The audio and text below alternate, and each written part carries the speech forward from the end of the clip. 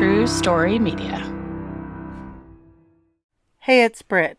This week, I'm introducing Love, Lust, Fear, a podcast by Jake Deptula, and This is a Wild Ride. The story of Emma is one that will keep you hooked from the beginning. We'll be back next week with more episodes from Season 2. It's melt season at Burger King. Melt away the winter with BK's Cheesy Melts. Get classic, bacon, or shroom and Swiss for only $4.99. BK, have it your way. Get with 2 opportunity patties. Limited time to participate in U.S. Burger King restaurants. Price may vary. Don't you love it when things are both easier and more affordable? Like when the rain washes your car for you. Or like when you save up to 10% by bundling your renters and auto insurance with USAA. Bundle with USAA and start saving. Get a quote today. This episode is brought to you by LifeLock. During tax season, your personal info travels to a lot of places. Between payroll, your tax consultant, and the IRS. If your W-2 gets exposed, that's just the ticket for identity thieves. That's why LifeLock monitors millions of data points every second. If your identity is stolen, they'll fix it guaranteed or your money back. Don't let identity thieves take you for a ride. Save up to 40% your first year. Visit LifeLock.com/podcast. Terms apply. The story you're about to hear on Love, Lust, Fear is true. Some names, places, and other identifying details may have changed to protect the storyteller. Love, Lust, Fear may contain graphic language and depictions of sensitive situations. Please listen with caution. Next on Love, Lust, Fear. All in the same week, I lost a dog, a job, a relationship, and a house. I hadn't been dating after this other relationship had ended. I run into Ben again. And Ben is somebody that women do see and say, wow, that guy's very attractive. Within a couple weeks, he had said, I want you to be my girlfriend. I was always aware that the day could be a bad day, or like, I hope he's not in a bad mood. And anything could really put him in a bad mood. And he had picked up the mattress on one side and flipped me off, kind of like a seesaw. And he's frustrated and freaking out.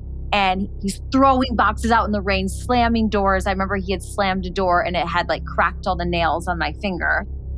And I said something like, you're really scaring me. And all of a sudden he looks at me and he goes, you should be scared. And he puts his foot on the gas, like all the way, 90 miles an hour, swerving, screeching, whipping around. And I'm just absolutely freaking out.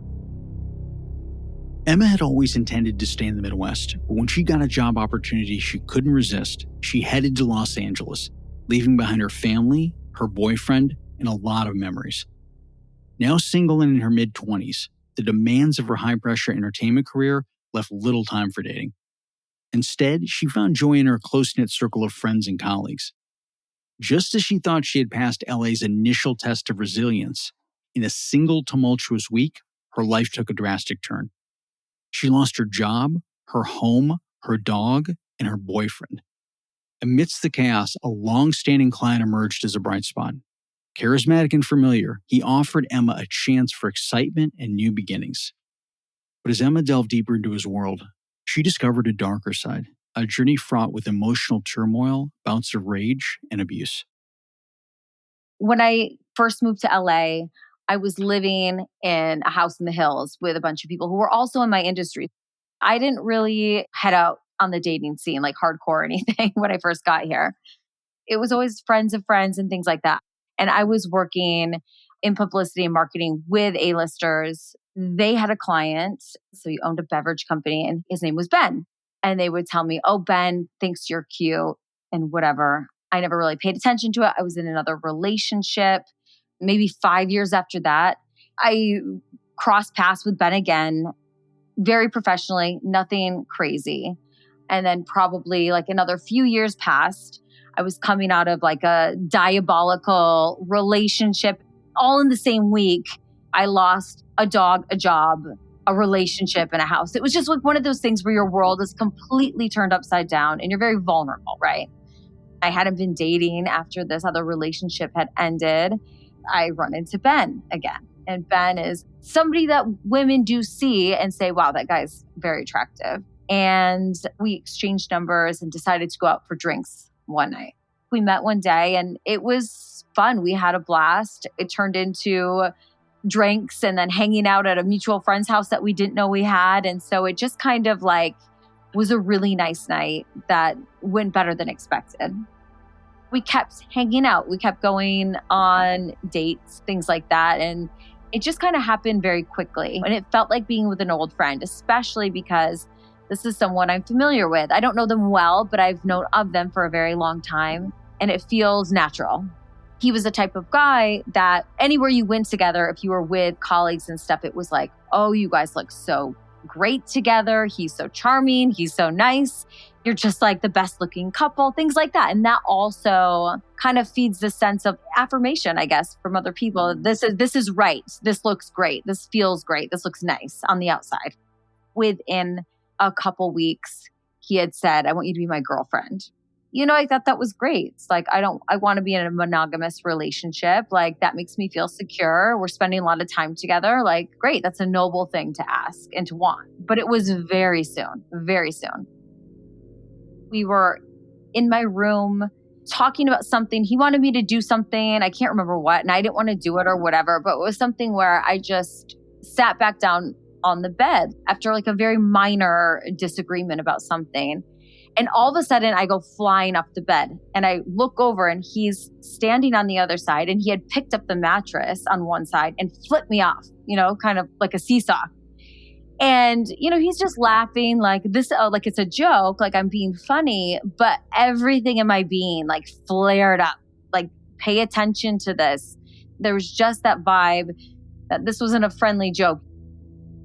He'd always kind of put on this good face for other people. And then if there was any sort of stress or something that he perceived as a stress, it would set him off.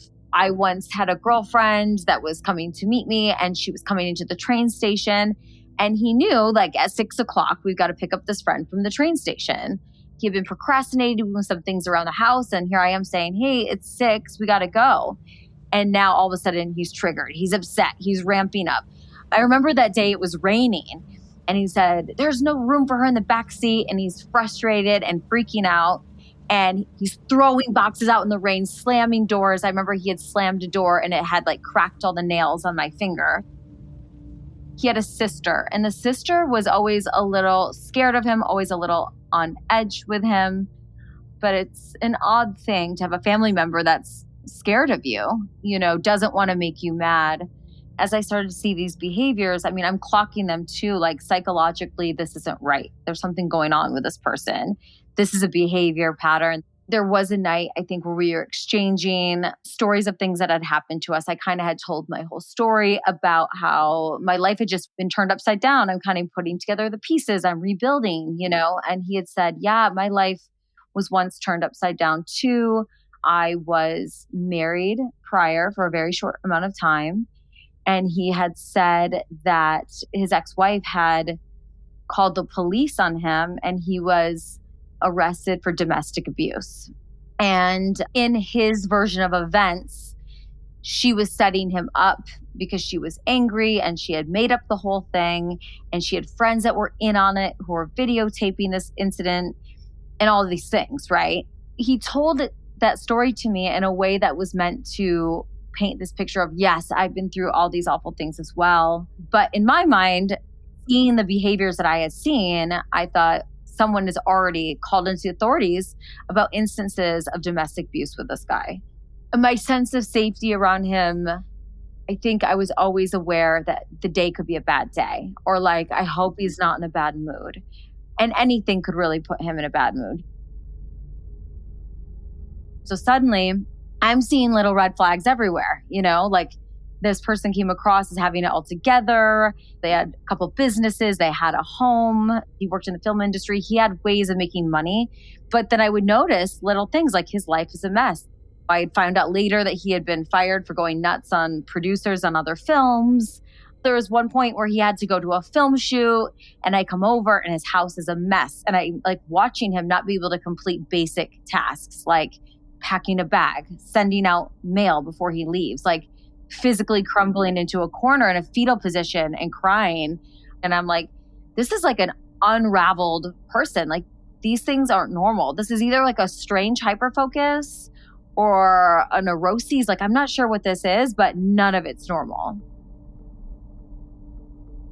It's the day before Christmas Eve. We're like sitting at this like really shitty chain restaurant and we're having a good time, right? We're having drinks. He's telling me a story about a girlfriend that he had that used to be a groupie and she used to go follow bands around, whatever. And I think I made a comment such as, that's fun, but that's also a little concerning if this person was sleeping with a lot of musicians. Like, did you get tested after, And that soured the mood right away. To me, a basic question, also being concerned for your health, also mine. And it was mean right away. Like, no, have you been, turning it back on me, getting nasty. I realize the temperature's rising. I feel like I'm going to lose it on him as well. And I just say, I excuse myself to the bathroom. Let me go in the bathroom. Let me take a couple breaths. Let me calm down just a little bit. And then we'll hash this out. So I go back out to the bar where we were sitting. My belongings are still there and he's gone. So I say to the bartender, hey, the person I was with, did they leave? And they said, yes, he threw me money and ran out of here in a huff. So I'm cautiously walking back to my house.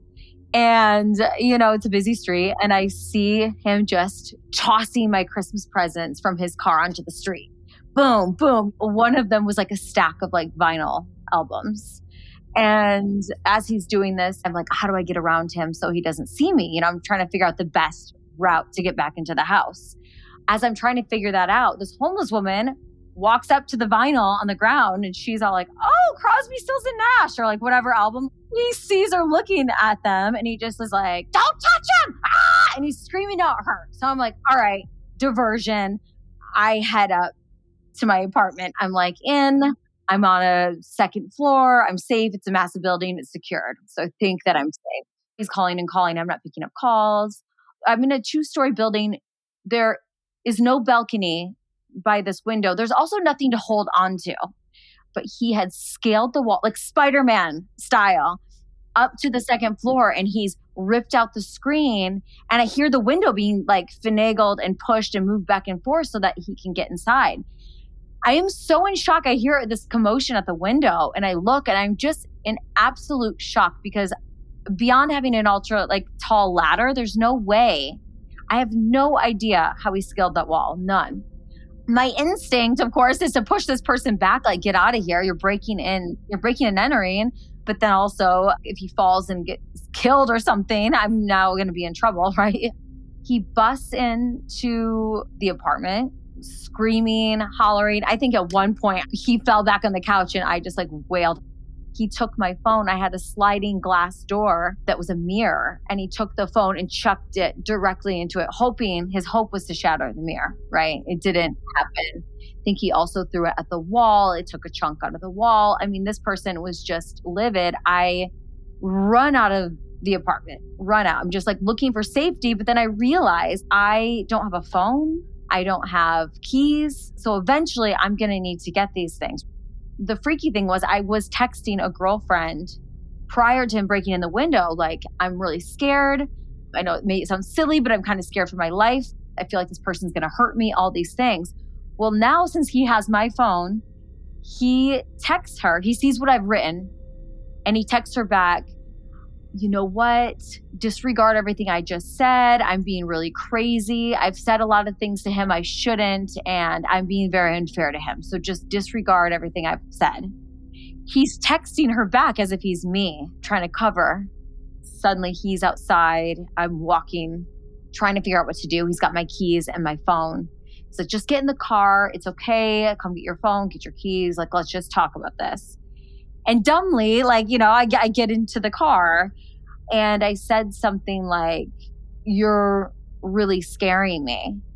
And all of a sudden he looks at me and he goes, you should be scared. And he puts his foot on the gas, all the way, 90 miles an hour, swerving, screeching, whipping around.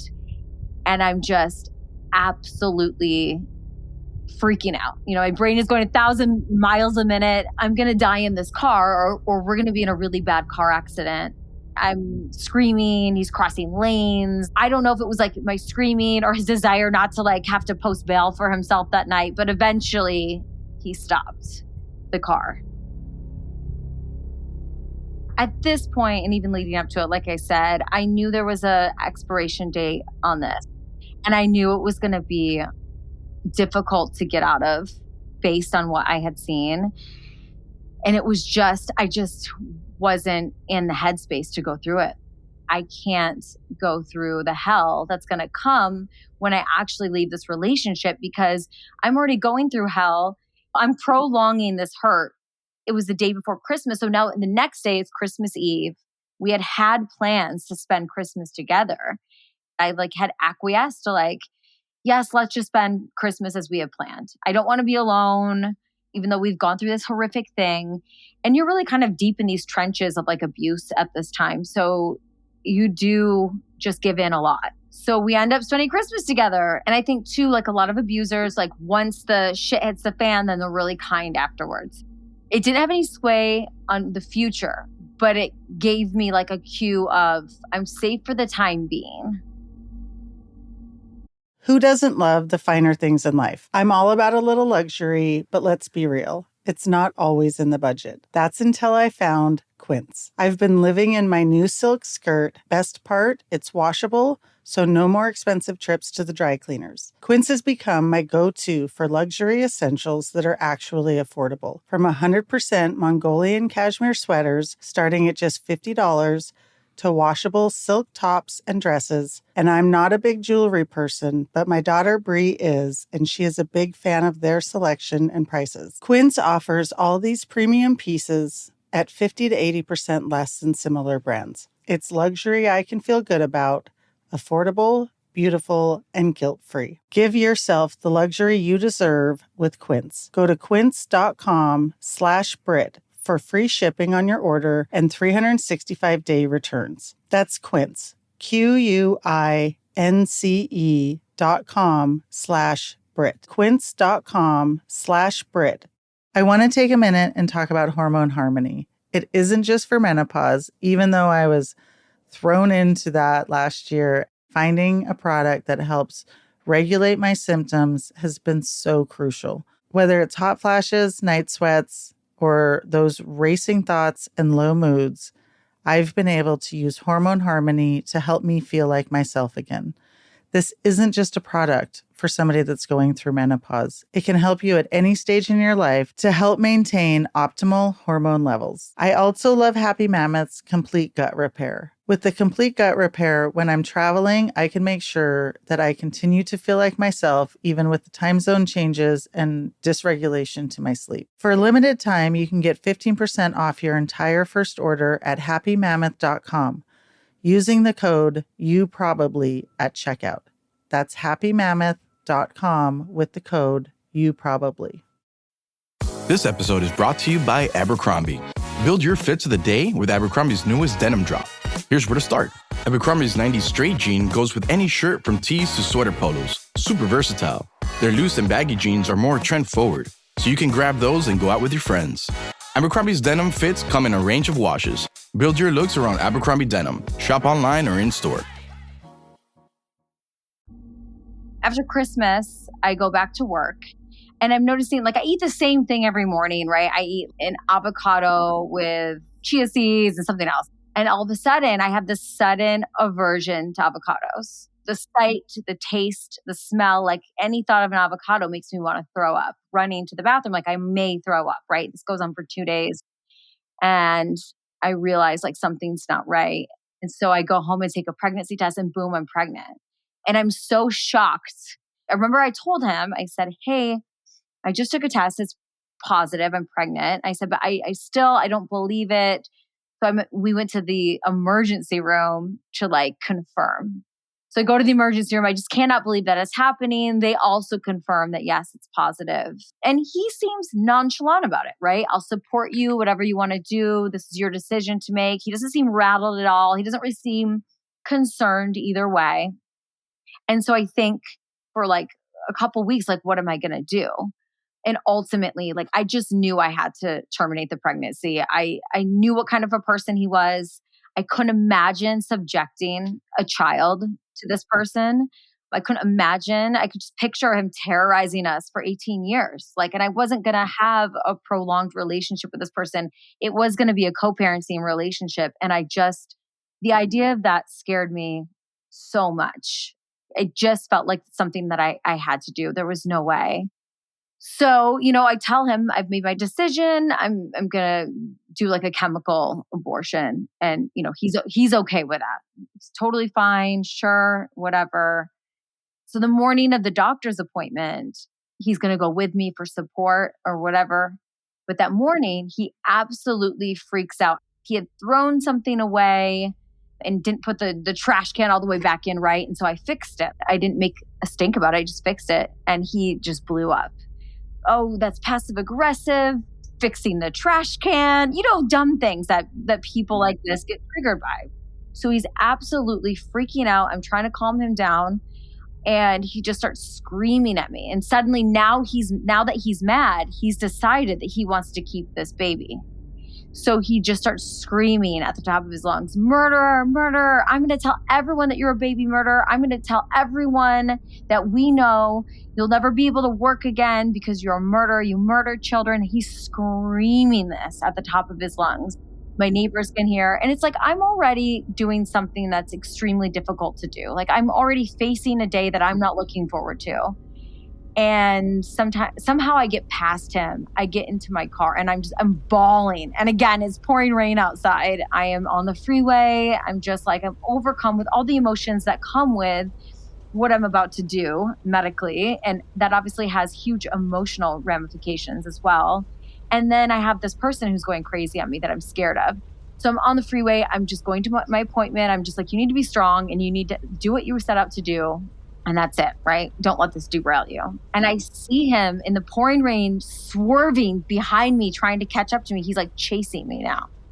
This is the biggest nightmare of my life. I get to the doctor's. I run in. He's chasing me until he gets into the doctor's office. He's being crazy. And then suddenly shape shifts into this nice, concerned boyfriend that's here to be a support system for me. And I'm just sitting there. I'm shaking. I'm this guy is so crazy. I'm so scared. So then they call my name. I go into the back office and I just start bawling. And I tell the nurse, the man out there is terrorizing me. He's chased me here. He's threatened me. And they're asking, do we need to call the police? Because I guess that must be, I didn't know this, but that must be a regular thing that happens in situations like this, right? There's people that they need to call the police, make sure people are safe. But I was so scared and traumatized that I couldn't even grasp dealing with law enforcement while having an abortion. It's just this is all types of fucked up at this point. The good thing is I had a great support system. I had friends and family I could lean on.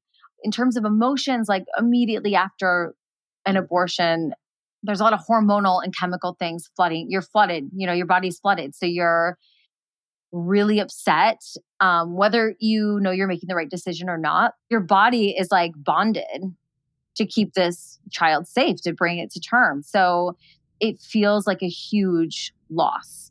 And I think that was so immense for me that he became second thought for a little bit.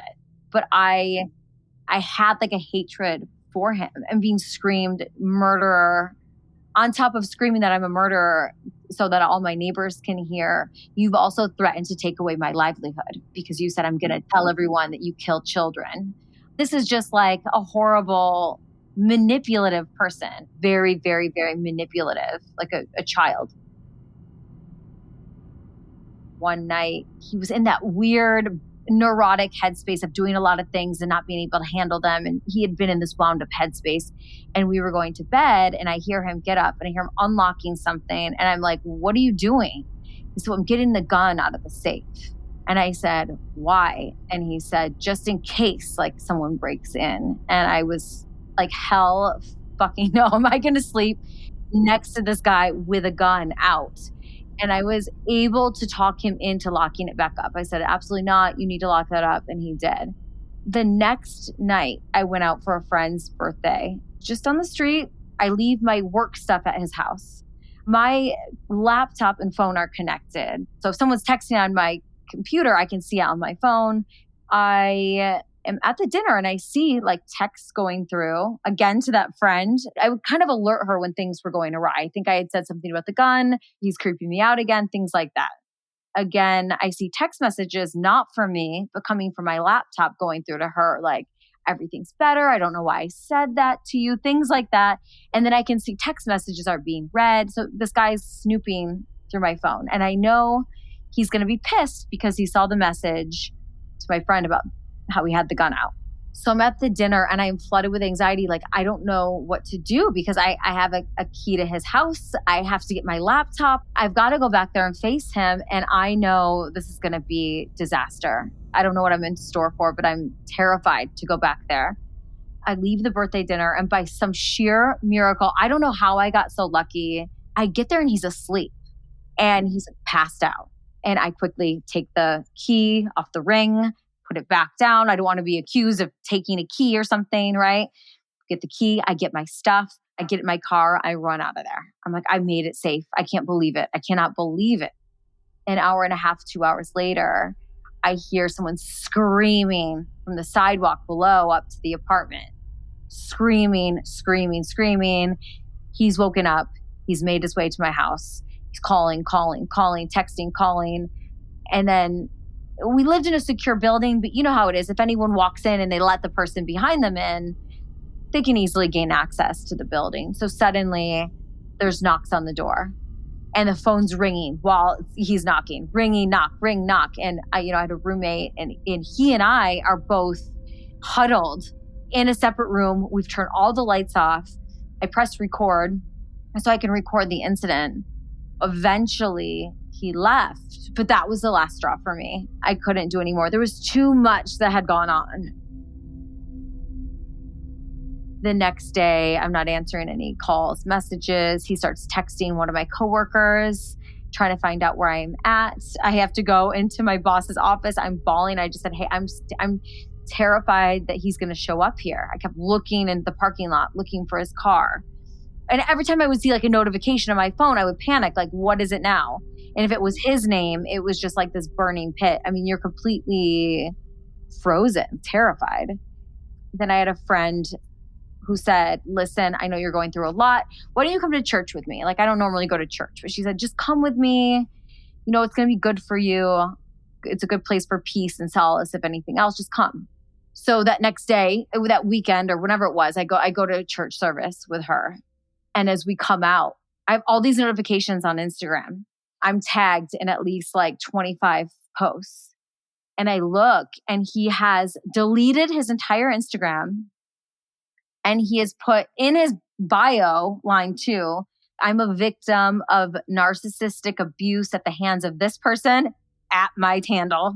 And then posted article after article after article after article after article and had tagged me in every single one. And then in the caption, at me. And it was all this stuff like, how do you know when you're being abused? How do you know? And I'm at this point, I'm in rage because I'm like, you fucker, you've terrorized me. You've put my life in danger. You've threatened my livelihood. I've gone through so much and the audacity. Now you're putting me on blast in front of a community of our peers as well. It was absolutely crazy. I felt like my life was falling apart because there's that fear of retaliation. The fear of retaliation is very, very strong. And now it's happened. And now it's public. I've gotten a recommendation from a life coach about this woman out of Atlanta.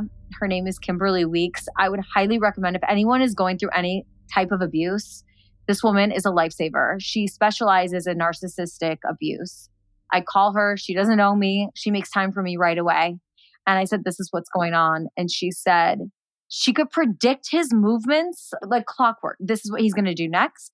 Then he's going to do this. You're going to hear this from him. It's a pattern, and it's very easy to predict that kind of behavior that's going to come. So she predicted and she said, go to the police now. And I said, I don't want to go to the police because I don't want to, and she said, go to the police now. This is the only way this is going to stop. I go to the police and you hear these things all the time. He hasn't done anything tangible. So are they going to believe me? All the stuff, right? Luckily, it was a slow day at the police station. There was one cop working there. This guy was a lifesaver. I told him what was going on. And he said, listen, I will give you a restraining order if you want one. But he's like, I'm letting you know, just the way the restraining orders work, you will have to show up in court. You're going to have to face him. He's like, so we can definitely do that. He goes, I can also give him a call and let him know that I am ready to grant this restraining order and tell him that he's to have no contact with you and that I can write a report so it's written. So that's what we did. The guy went back in his office, took his phone number from me, went back into his office, let him know that the way the state of California works is because if they don't grant me the restraining order and he does kill me, the police officer, the office, the sheriff's department, whatever, can be sued.